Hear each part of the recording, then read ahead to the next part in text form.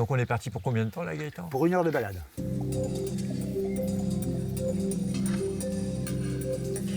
Nous sommes dans le parc naturel régional du Marais Poitevin. C'est la première zone humide de France sur la façade atlantique. Autour de nous, ce sont près de 8000 km de canaux qui s'entrecroisent pour former un immense labyrinthe aquatique. C'est le marais mouillé qu'on appelle aussi ici la Venise verte. Et attention de ne pas s'y perdre, n'est-ce pas Gaëtan? Ah bah oui, il nous arrive régulièrement de finir nos journées d'été à aller chercher ceux qui se sont perdus. Et le petit conseil que j'aurais, c'est de prendre une balade avec un batelier pour plus de sûreté.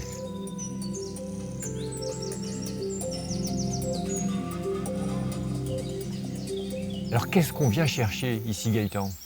Oh bah, je crois que déjà, il faut être sensible à l'environnement. Et c'est vraiment un lieu de ressources. C'est un pays qui est fait de lenteur. C'est un autre rythme de vie que la vie actuelle. On est hors du temps, quoi. Et je crois que c'est cet ensemble-là que les gens recherchent.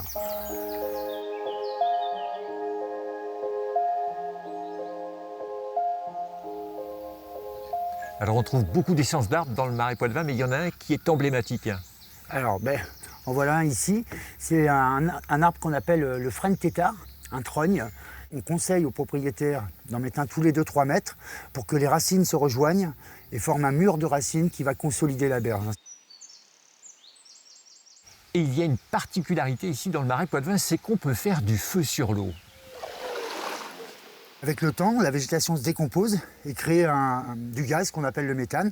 Et donc moi, je perce juste la poche et on allume avec un briquet pour faire sortir la flamme de l'eau.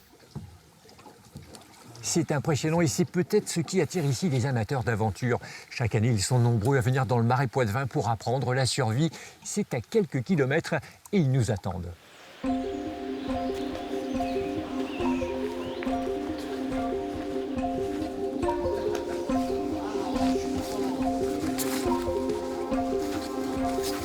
Bonjour, Salut. c'est ici le stage de survie. C'est ça, bienvenue, Wilfried. Enchanté, Alain. Bonjour Paul. Bonjour, Wilfried. Denis. Géographiquement, vous êtes perdu. Au niveau du temps, vous allez être perdu. Et aucun contact possible avec votre téléphone. Alors la première étape de ce stage de survie consiste à se fabriquer des radeaux pour aller jusqu'au lieu de bivouac ce soir. Et pour ça, on dispose uniquement de bidons, de bambous et de ficelles. Je sens qu'il va falloir faire preuve de beaucoup d'imagination. Je pense qu'on va rajouter deux ici. Je pense qu'on va en mettre de ce côté aussi. Ouais, là. C'est bon. Non, mais non. C'est bon. Là, et comme ça, là, tu l'accroches. Là, ouais. On est pas mal, là. Yeah. Devant, ça risque de vous cogner dans les hanches un peu, les gars.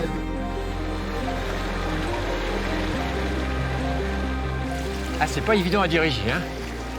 On fait comme on peut, mais il y a un petit peu de vent en plus. Ça va l'équipe? Et la survie, ça vous tentait? Ouais. Ouais, un peu. Ouais, ça faisait longtemps que je voulais faire en vrai.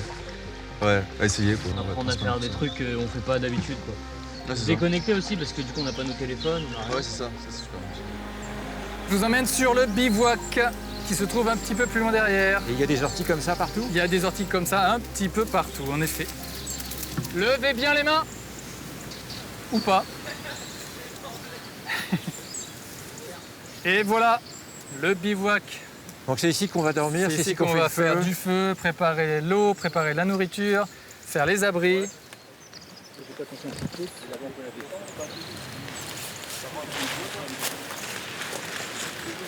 Alors après l'épreuve des radeaux et celle des abris, il faut maintenant apprendre à faire un feu. Et pour ça, pas d'allumette, pas de briquet, juste la friction entre deux morceaux de bois. Et à partir de la braise, qu'est-ce que vous ferez? Vous la mettrez dans votre étoupe. Ok? Vous allez voir que ça demande un peu d'énergie quand même.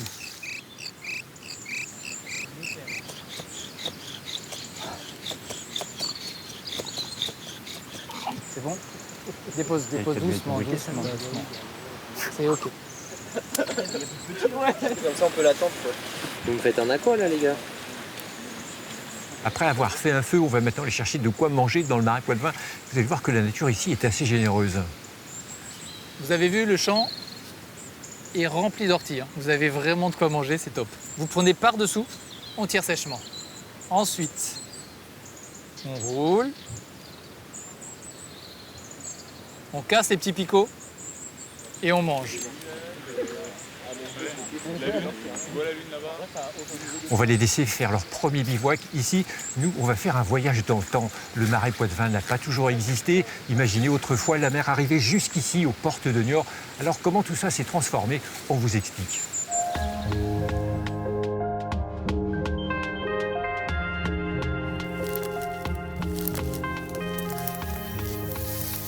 Alors c'est quoi là? Il est dans une roselière, probablement ce à quoi le marais Poitevin ressemblait il y a 2000 ans. À l'origine, c'était un golfe marin, d'abord, un peu comme le golfe du Morbihan aujourd'hui, qui s'est progressivement envasé et qui s'est recouvert de vases, puis de végétation, de roseaux. Comment on s'y est pris pour creuser ces canaux à l'époque?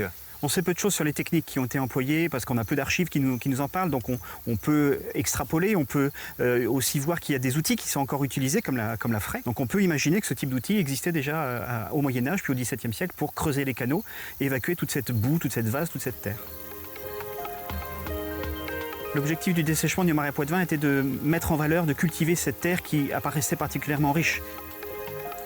D'ailleurs, c'est une des régions agricoles au rendement les plus élevés de France.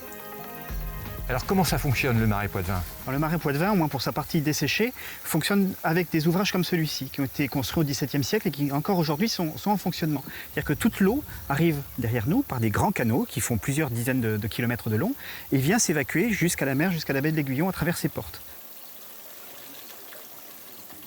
Aujourd'hui, le principe est toujours le même. L'eau est acheminée vers l'océan où elle se déverse dans un immense bassin naturel. C'est la baie de l'Aiguillon, un paradis pour les oiseaux migrateurs surveillés de très près par la LPO. C'est à quelques kilomètres. Bonjour Jean-Pierre Guéret. Bonjour, bienvenue. Merci. Alors expliquez-moi, vous faites quoi là alors? Alors aujourd'hui on compte les oiseaux d'eau qui sont présents sur la baie de l'Aiguillon. Ça sert à quoi de compter les oiseaux alors? Et bien, ça sert du coup de thermomètre de la nature, hein. Ça permet de dégager des tendances d'évolution à long terme des populations d'oiseaux.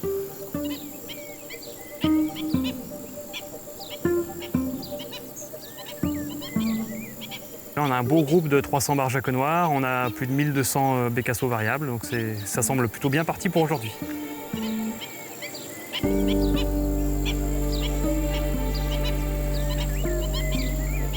Donc là, on a changé de lieu, on n'est plus en bord de mer. On est arrivé effectivement sur les prairies naturelles du marais Poitevin et on est sur la commune de Saint-Denis-du-Perret. Bonjour.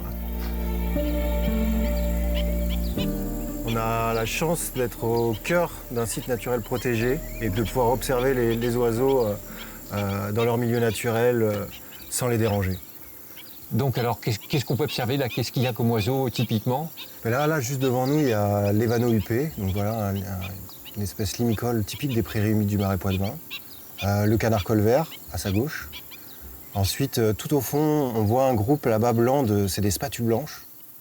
La réserve de Saint-Denis-du-Perret, c'est 275 espèces d'oiseaux qui ont été vues, différentes, sur ce site, sachant qu'il y a à peu près 500 espèces en France.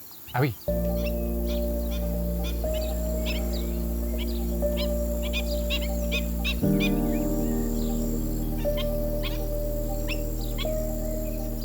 C'est dans ce sanctuaire pour oiseaux que se termine notre aventure dans le marais Poitevin, un territoire qui offre à chaque saison une grande diversité de paysages et de lumières que tous les amateurs de tourisme vert sauront apprécier.